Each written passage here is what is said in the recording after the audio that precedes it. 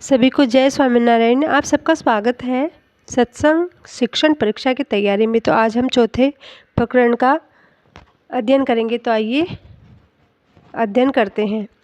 तो चौथे प्रकरण का नाम है कार्याणी और गढ़ड़ा में पधरावनी। तो सरदार में श्री हरि ने जन्माष्टमी, दशहरा और अन्नकूट के उत्सव किए। संवत 1861 के कार्तिक शुक्ला द्वादशी के दिन श्री हरि प्रथम बार कार्याणी पधारे। यह माचा भगत के भाई वस्ता खाचर के घर श्री हरि का निवास था। माचा भक्त रामानंद स्वामी के शिष्य थे। श्री हरि ने देखा कि इस गांव में लोग पानी के कारण तरस रहे। उन्होंने निश्चय किया कि गांव के तालाब और कुएं का निर्माण कार्य प्रारंभ हो। उन्होंने तुरंत यह कार्य प्रारंभ कर दिया। संतों और भक्तों के विशाल समुदाय को गांव के बाहर एक विशाल तालाब के निर्माण कार्य में लगा दिए। वीरदास भगत के पुत्र की वीर यात्रा में शामिल होकर उन्होंने घर घर संपर्क करके लोगों को इस सेवा कार्य में शामिल किया। सामाजिक सेवा के क्षेत्र में उसका प्रथम कदम था। गढ़ड़ा के ठाकुर साहब एबल खाचर परिवार के साथ कार्याणी पधारे थे। उन्होंने प्रार्थना पूर्वक श्री हरि से निवेदन किया था कि प्रभु आप हमारे यहाँ गढ़पुर पधारने की कृपा करें। श्री हरि ने उसका निमंत्रण स्वीकार करते हुए सन 1861 अर्थात सन 1805 माघ शुक्ला द्वादशी के दिन गढ़पुर के लिए प्रस्थान किया। यह उनका प्रथम आगमन था, परंतु तब से लेकर श्री हरि ने गढ़पुर में को ही अपना प्रधान निवास स्थान बना लिया था। वे कहा करते थे कि गढ़पुर मेरा है और मैं गढ़पुर का हूँ। एबल खाचर और परिवार भी श्री हरि के साथ भक्तिपूर्वक समर्पण में जुड़ा हुआ था। उन्होंने कहा था कि महाराज आप हमारे जीवन प्राण हैं, आप कभी हमें छोड़कर कहीं मत जाना। ऐसा शरणागत भाव देखकर प्रभु ने प्रसन्न होकर उनकी छाती पर अपने चरणारविंद स्थापित किए। गढ़पुर में वे प्रारंभिक दिनों में एबल खाचर के भाई जीवा खाचर के दरबार भुवन में रहे थे, जहां पुष्पदौल एवं रामनवमी का उत्सव भी किया था। तो इस प्रकार ये चौथे प्रकरण का अध्याय पूर्ण हुआ। पांचवा है कल्पित भय और वहम से मुक्ति।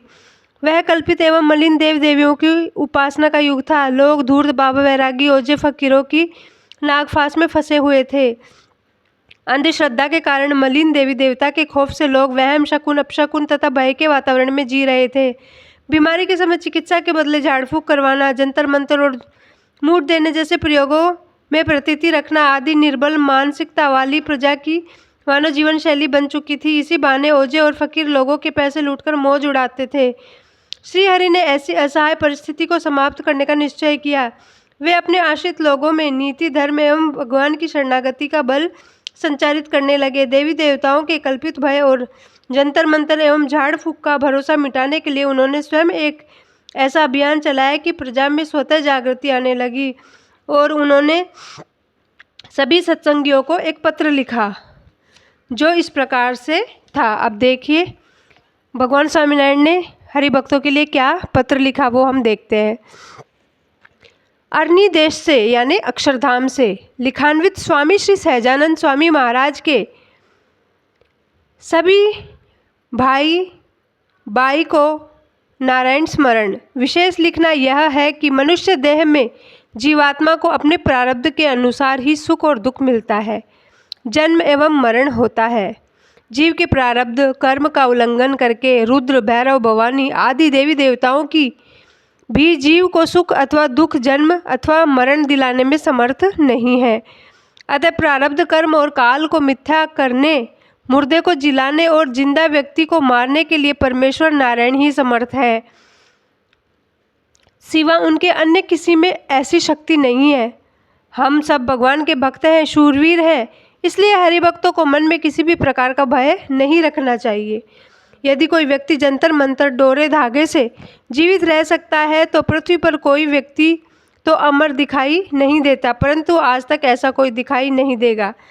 तंत्र विद्या के द्वारा कोई व्यक्ति अपने विरोधियों को मार डालने में समर्थ होता तो राजा महाराजाओं के तो अनेक विरोधी हैं, वे जीवित ही न रह पाते। और यदि जंतर मंतर से कार्य सिद्ध हो सकते तो राजा महाराजा लाखों रुपया खर्च करके अनेक शास्त्र क्यों एकत्रित करते तथा बड़ी बड़ी सेनाएं क्यों रखते। एक अच्छे खासे मंत्र शास्त्री को रख लेते जो मंत्र तंत्र की शक्ति के द्वारा शत्रुओं का सफाया कर देते। लेकिन ऐसा कहीं सुना नहीं, ना कहीं देखा। तो परब्रह्म भगवान पुरुषोत्तम ही समर्थ है उनकी शरण में रहकर निर्भय होकर नारायण का भजन करना। इसी प्रकार श्री हरि ने परमेश्वर के आश्रय का विशुद्ध धार्मिक जीवन जीने का उपदेश जारी रखा। उनकी शरण में आने वाले लोग निर्भीक बनने लगे। इसलिए भगवान स्वामीनारायण के आश्रित सत्संगी काल कर्म, ओझा, फकीर, भैरव, भवानी, कल्पित देवी देवता, वीर, पीर, डुग्गी, यति, डोरा, धागा, शकुन, अपशकुन आदि किसी भी वहम या अंधश्रद्धा के कारण कभी डरते नहीं। उनको सर्वोपरि भगवान की प्राप्ति का गौरव रहता है। श्रावणी आगमन के दिन श्री हरिकच्छ के धमड़का गांव में हीर जी भाई के घर पधारे। यहाँ प्रबोधनी एकादशी के बाद उन्होंने पुरानी प्रागजी दवे द्वारा 2 महीने तक भागवत की कथा करवाई। गांव-गांव विचरण करके हरिभक्तों को अपने स्वरूप का निश्चय करवाया। फिर उत्तर गुजरात में दंडाव्य प्रदेश में आकर अड़ालज होकर सिद्धपुर पधारे। यहाँ 3 दिन तक उत्सव किया तथा ब्रह्मभोज से ब्राह्मणों को तृप्त किया। अब उनका मुकाम गढ़पुर में था। इस प्रकार भगवान स्वामीनारायण ने हरिभक्तों को भय मुक्त किया और उनको सच्ची उपासना का अर्थ समझाया। फिर अगला अध्याय आता है वासुदेव नारायण की प्रतिष्ठा। तो एबल खाचर की पुत्रियां जीवबा और लाडूबा को श्री हरि ने कहा था कि मैं संत समाज के साथ अब यहीं रहूंगा। इन दोनों भक्तिमती बहनों ने भी यह सुनकर नियम ले लिया कि प्रतिदिन श्री हरि को भोजन देने के बाद ही भोजन करेंगी। परंतु एक दिन श्री हरि विचरण के लिए जाने को तैयार हुए। तब पांचूबा, जीवबा, लाडूबा और नानबाई ने कहा, प्रभु आपने तो यहाँ निरंतर रहने का वचन दिया था, अब आप जाने की बात क्यों करते हैं? तो श्री हरि ने कहा, विचरण में तो जाना ही पड़ेगा, परंतु मैं आप लोगों से कभी अलग नहीं होऊंगा। इतना कहकर उन्होंने एक सुंदर प्रतिमा का दरबार भुवन में स्थापन करने का निश्चय किया। दूसरे दिन प्रातः श्री हरि की इच्छा से एक मुक्त पुरुष 2 शाम मूर्तियां लेकर दरबार भुवन में बेचने के लिए आ पहुंचा। जब लोग मूर्तियां देख रहे थे तो मुक्त पुरुष ने कहा कि मैं घेला नदी में स्नान करके आता हूं, तब तक सौदा तय कर लें। इस प्रकार स्नान के बहाने मुक्त पुरुष वहां से अदृश्य हो गए और वापस कभी ही नहीं लौटे। श्री हरि ने कहा, इन्हें हमारी ही मूर्तियां समझे, हम इन्हें वासुदेव नारायण कहेंगे और उनके द्वारा हम यहीं विराजमान होंगे। इतना कहकर श्री हरि ने उत्तर की ओर के दरवाजे वाले कमरे में संवत 1862 फाल्गुन कृष्णा द्वितीय शुक्रवार को बड़ा उत्सव करके शिवराम भट्ट नामक विद्वान द्वारा विधि विधान करवाकर उन मूर्तियों की प्रतिष्ठा की। तब मूर्ति की महिमा कहते हुए सभी को आदेश दिया कि इस मूर्ति में मेरा खंड निवास है, इसमें रहकर मैं तुम्हारे द्वारा समर्पित सभी सेवा पदार्थ ग्रहण करूँगा और जब भी मेरी उपस्थिति ना हो तो आप इस मूर्ति की पूजा करते रहें। बेचर भट्ट को श्री हरि ने इस मूर्ति की पूजा को उत्तरदायित्व सौंपा। अब जीवबा लाडूबा के लिए श्री हरि को रोकने के लिए कोई निमित्त नहीं रहा। फिर इसके बाद भगवान ने वासुदेव नारायण की प्रतिष्ठा की और अब अच्छे पदार्थों का त्याग। तो देखें किस प्रकार अब पदार्थों का त्याग भगवान करवाते हैं। तो एक दिन काठिया के गढ़पुर ने श्री हरि को एक सर्वोत्तम घोड़ा भेंट किया। वे कुछ दिन तक उसका उपयोग करते रहे। एक दिन कुछ काठियों ने कहा, महाराज यह तो रोजा घोड़ा है, सारे सौराष्ट्र में इसकी बराबरी का घोड़ा मिलना कठिन है। तो श्री हरि ने कहा, इसे सर्वोत्तम कहा जाता है। उन्होंने यह बात ध्यान में रख ली और संध्या के समय घोड़े पर सवार होकर स्नान के लिए नदी पर गए। वहाँ जल क्रीड़ा का अद्भुत आनंद उठाया। स्नान के बाद वस्त्र बदल गए थे कि वह दृष्टि से एक भिक्षुक ब्राह्मण पर पड़ी। उसको अपने व्यवहारिक प्रसंग के लिए धन की आवश्यकता थी। अंतर्यामी श्री हरि ने उसका दुख भांप लिया। वे घोड़े की लगाम पकड़कर उसके पास गए और चुपचाप घोड़ा उसके हाथ में अर्पण करके बोल उठे, श्री कृष्ण अर्पण। काठी दरबारों के हृदय को में यह देखते ही हाहाकार होने लगा कि निश्वास पर निश्वास निकालने लगे। अरे महाराज ऐसा क्यों किया? श्री हरि ने कहा, अत्यंत रमणीय पदार्थ जीव का बंधन करता है, हम उत्तम पदार्थ रखने वालों में नहीं है। अश्वप्रिय काठियों को बहुत दुख हुआ। उत्तम अश्व उनके लिए पुत्र से भी अधिक प्रिय होता है। सभी 2 दिन तक उदास रहे, परंतु आखिर उनको जीवन मंत्र मिल गया कि त्याग ही सुख का स्रोत है। श्री हरि गढ़रा में जैतलपुर बोचासन वरताल होते हुए बुदेज पधारे। यहाँ भी पानी की समस्या देखकर उन्होंने विशाल हरि तालाब खुदवाकर पूर्व कर्म का प्रारंभ किया। इस प्रकार ये हमारा अध्याय पूर्ण होता है। अब छठा है मूलू खाचर की व्यसन मुक्ति। तो स्वामीनारायण संप्रदाय की प्रतिष्ठा एक उज्जवल संप्रदाय के रूप में होती जा रही थी। साधुओं और सत्संगियों के आचरण का समाज में अद्भुत समादर था। उन्होंने लोगों को प्रेम के वशीभूत करके जीवन में जमे हुए दुर्गुण, दुराचार, दुर्व्यसनों से निकालकर एक नए वातावरण में रख दिया था। कर्तव्यों को छोड़े बिना निर्भय होकर वे निर्व्यसनी होते जा रहे थे। खम्बाला गांव के गरसिया जाति के मूलू खाचर श्रीहरि के दर्शन के लिए आए थे। श्रीहरि ने जब उनको सत्संगी होने के लिए कहा तो मूलू खाचर ने कहा कि महाराज, मुझे अफीम और हुक्के का व्यसन है, ये दोनों व्यसन छूट ही नहीं सकते। श्रीहरि ने उनको प्रेरणा देते हुए कहा, ऐसी कोई बात नहीं है जो हम नहीं कर सकते। आप व्यसन मुक्त होने का प्रयास करते रहना। फिर भी यदि व्यसन नहीं छूटेगा तो कोई बात नहीं, आप वर्तमान धारण करके सत्संगी तो बनो। कम से कम 5 वर्तमान अर्थात 5 नियमों का पालन करते रहना। मूलू खाचर की हिम्मत जाग उठी। वे तुरंत वर्तमान धारण करवाकर सत्संगी हो गए। मूलू खाचर जब तक गडरा में रहे, कथा समाप्त होने के बाद ही हुक्का गुड़गुड़ाते और अफीम का स्वाद भी लिया करते। एक दिन श्रीहरि ने कहा, मूलू खाचर, हम संग लेकर वरताल उत्सव में चलते हैं, आप अवश्य आना। आपको गुजरात का आतिथ्य क्या है मालूम हो जाएगा। वे तुरंत सहमत हो गए। संघ के बाद दूसरे गांवों में से गुजरने लगा। बीच बीच में विश्रांति के लिए किसी गांव की चौपाल में अथवा रहावन पर भोजन आदि भी होता रहता। उस समय मूलू खाचर समय निकालकर हुक्के में दम लगा लेते थे। अब सारा गांव संघ को देखने आता और हुक्के वाले मूलू खाचर को देखकर टीका करते कि संघ के सारे लोग तो स्वामीनारायण के हैं, परंतु जब यह हुक्का गुड़गुड़ाने वाला स्वामीनारायण नहीं लगता। बारंबार ऐसी टिप्पणी सुनकर मूलू खाचर बहुत क्रोधित हुए। उन्होंने एक दिन गुस्से में आकर हुक्का इतने जोर से पटक दिया कि वह चूर-चूर हो गया और वे बोल उठे कि आज से हुक्का हराम। उसी दिन से उन्होंने हुक्के का व्यसन छोड़ दिया। फिर भी तंबाकू और अफीम का तो नहीं छोड़ पाए। सारा संघ वरताल पहुंचा। वहां हरिभक्तों ने सारे संघ को एक साथ ठहरने की जगह दी। मूलू खाचर वहीं कहीं जाकर तंबाकू एवं अफीम का सेवन कर लेते।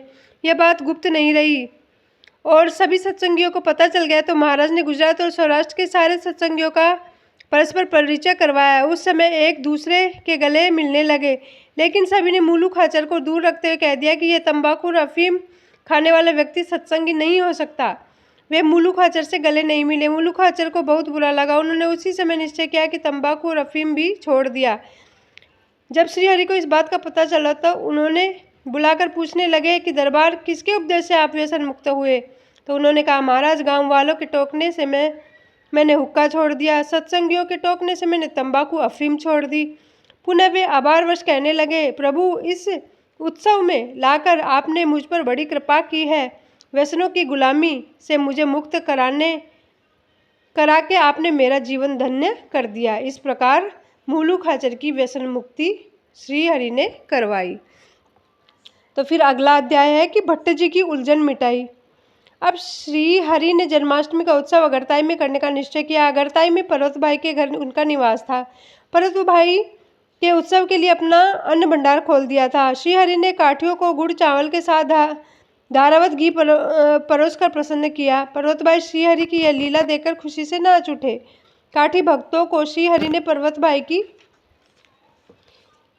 महिमा परोक्ष रूप से समझा दी थी। जन्माष्टमी के पश्चात कुछ दिन ठहरकर श्रीहरि ने गडरा लौटने का निश्चय किया। एक दिन वे भोजनादि से निवृत्त होकर बैठे थे कि माणवदर गांव के मायाराम भट्ट श्रीहरि को वंदन करने के लिए आ पहुँचे। भट्ट जी, गडरा चलिए, आपको वहाँ अन्नकूट का उत्सव का लाभ देंगे।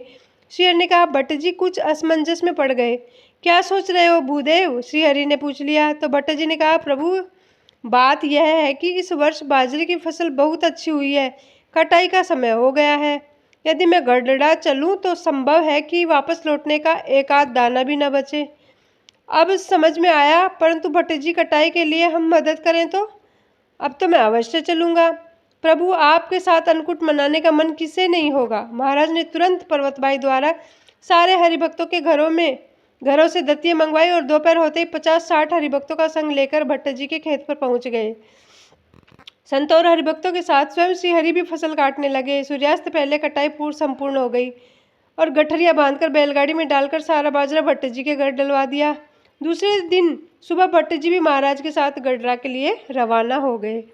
इस प्रकार भट्ट जी की उलझन भगवान स्वामीनारायण ने मिटाई। फिर आता है बाल हत्या बंद करवाई। तो अज्ञान, अंधश्रद्धा और आर्थिक कठिनाइयों के कारण उस समय में कुछ कुरीतियां प्रचलित हो गई थी। श्री हरि ने उन कुरीतियों को दूर करने का संकल्प किया। राजपूत, काठी और गिरासदार जातियों में कन्या को पैदा होते ही दूध में मुंह डुबोकर डालने की कुप्रथा थी। इस कुप्रथा का एक कारण यह था कि कन्या के विवाह में विशेष खर्च हो जाता था, उनको दहेज बहुत देना पड़ता था। श्री हरि ने अपने आश्रित काठी राजपूत हरिभक्तों को यह कुप्रथा बंद करवाई। इससे पूरे क्षत्रिय समाज में भारी खलबली मच गई। श्री हरि बदिया में विराजमान थे। कुछ काठी राजपूत उनसे दर्शन के लिए आए। उनके मन में कुछ प्रश्न थे। वर्तमान सामाजिक प्रवाह के विरुद्ध श्री हरि ने जिस कुप्रथा को बंद करवाया था उसके विषय में कुछ परामर्श के लिए वे उपस्थित हुए। उनको उपदेश देते हुए श्री हरि ने कहा, कन्या को इस प्रकार मार डालने से 3 प्रकार की हत्या का पाप लगता है: स्वजन की हत्या का पाप, बाल हत्या का पाप और स्त्री हत्या का पाप। आपको ऐसे कुकृत्य न करना चाहिए। ऐसे महापाप से बचकर भगवान से डरते रहो। परंतु उन लोगों ने कहा, प्रभु क्या करें, लड़की के विवाह में बहुत कुछ खर्च होता है जो हमारी शक्ति से बाहर है। हम इतने पैसे कहाँ से लाएं? लड़कियों के पैदा होते ही मारते हैं, यह हमारी मजबूरी है। श्री हरि ने कहा, मैं आपको वचन देता हूँ, कन्याओं के विवाह के लिए आप लोगों को जितने धन की आवश्यकता पड़ेगी उतना धन हम इन सत्संगियों से एकत्र करके आपको देंगे। परंतु इस कुप्रथा को तो आपको मिटाना ही पड़ेगा, क्योंकि यह तो बहुत घृणित पाप है। श्री हरि के आश्वासन के सामने क्षत्रियों का कोई तर्क टिक नहीं पाया। एक राजपूत ने लोक लाज का प्रश्न उठाते हुए कहा कि हमारी जाति में युवा लड़के व्यसनी एवं दुराचारी होते हैं।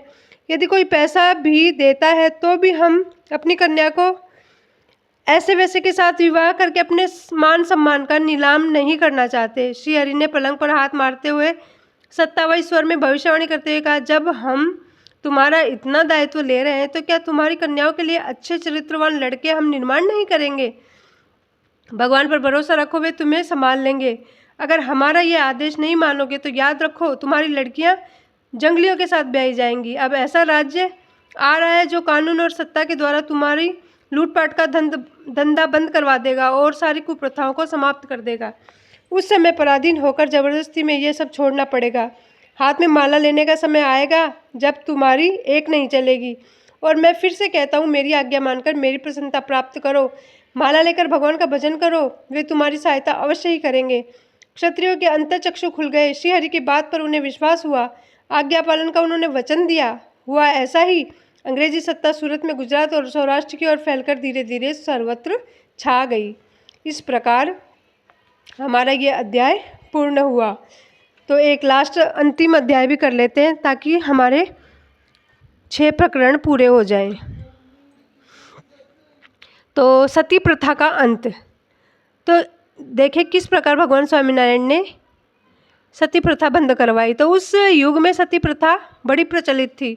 बंगाल, बिहार की ओर से यह प्रथा जोरों पर थी। गुजरात के सौराष्ट्र प्रभाग में काठी, गरसिया और राजपूत जातियों में सती प्रथा का प्रचलन था। श्री हरि ने प्रथम उन्हें प्रेम पूर्वक वश में किया, बाद में उन्होंने सामाजिक जीवन में प्रवेश किया। इस प्रकार वे लोक कल्याण के लिए एक एक कदम बढ़ाते गए। अबला स्त्रियों पर बलपूर्वक लादी गई इस त्रासदायक कुप्रथा के सामने श्री हरि को क्रांति जगाई। उन्होंने सती प्रथा का केवल खंडन ही नहीं किया, वरन अपने आश्रित क्षत्रियों में से यह कुप्रथा बिल्कुल समाप्त करा दी। उन्होंने यह क्रांति बल प्रयोग अथवा धमकी से नहीं की, अपितु प्रेम, समझौता और शुद्ध तर्क के द्वारा की थी। लोगों को उन्होंने इस कुप्रथा के विरुद्ध शास्त्रीय प्रमाण देकर जागृत किया। श्री हरि उपदेश देते हुए कहते हैं कि पति की मृत्यु के बाद स्त्रियों को सती होने के लिए मजबूर करना अत्यंत घृणित प्रथा है। स्त्रियों को भी इससे आत्महत्या का पाप लगता है। हमारा अभिप्राय यही है कि तीर्थ की महिमा समझकर पति के प्रति मोहांध होकर अथवा सामाजिक लज्जा के कारण सती होकर आत्महत्या नहीं करनी चाहिए। पुरुषों को भी हमारा आदेश है कि वे किसी भी स्त्री को सती होने के लिए प्रेरित न करें और न ही उनको सती होने के लिए मजबूर करें, क्योंकि यह पाप स्त्री हत्या के बराबर है। समझदार एवं प्रबुद्ध स्त्रियों को अपने पति की मृत्यु के बाद बिना हताश हुए परमेश्वर के ही प्रतिभाव से सेवा करनी चाहिए। एक परमेश्वर के प्रति पतिव्रता के समान अविचल टेक रखते हुए अपने भाई, पुत्र, पिता अथवा ससुर की आज्ञा में रहकर प्रभु भक्ति करते रहना, क्योंकि सती होने के से तो मोक्ष नहीं मिलता, बल्कि आत्महत्या के कारण जीवात्मा की अधोगति होती है। इसलिए दुर्लभ मानव शरीर की प्राप्ति हुई है तो मोक्ष सिद्धि प्राप्त करना, यही हमारा उपदेश है। इस कुप्रथा के साथ साथ उन्होंने विधवा स्त्रियों को रांड कहने की आदत भी बंद करवाई। भक्तिमय जीवन बिताने वाली विधवा स्त्रियों का सांख्य योगी स्त्रियां कहकर उन्होंने उनका सामाजिक सम्मान बढ़ाया।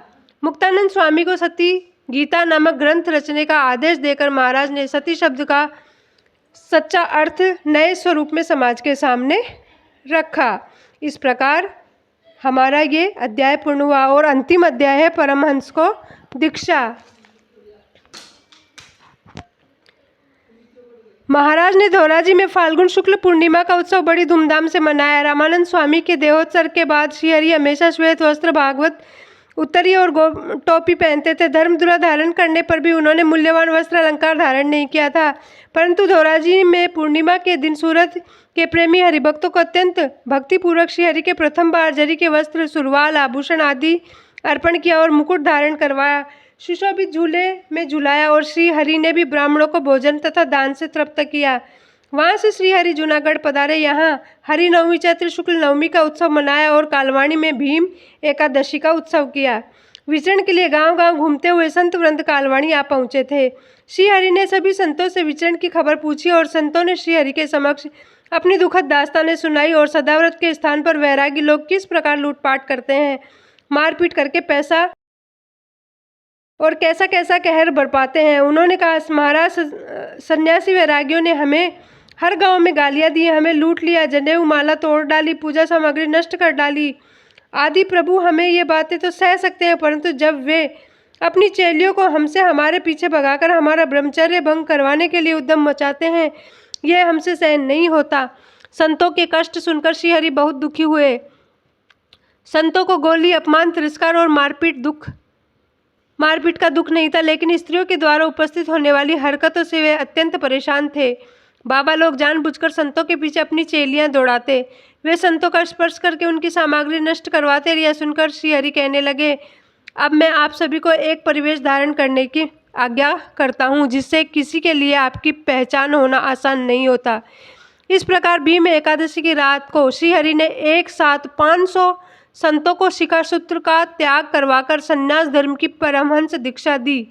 मानसी पूजा का आदेश दिया। अलूफी पहनकर साधुओं को आदेश दिया कि कंठी माला, पूजा, तिलक आदि बाह्य चिन्ह समाप्त करें और संसार में अलक्ष्य रूप से विचरण करें।